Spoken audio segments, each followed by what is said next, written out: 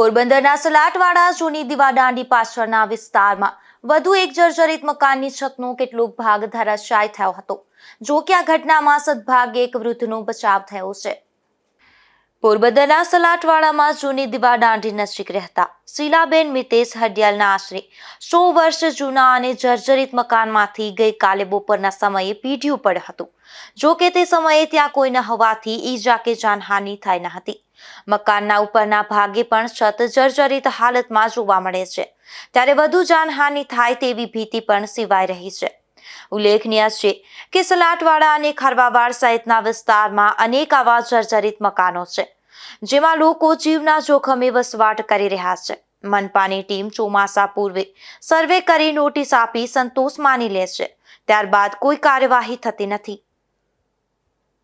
મારું નામ શીલાબેન હડિયાલ।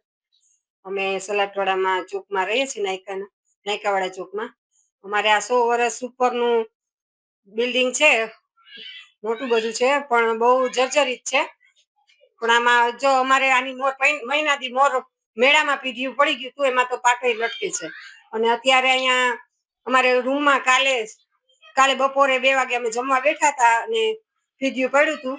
આ તો કઈ કોઈને લાગ્યું નહીં એટલે રહી ગયા, નહીતર અમારે તો હવે અમારે આમાં વીમો છે કે અમે કઈ રીતના રહીએ।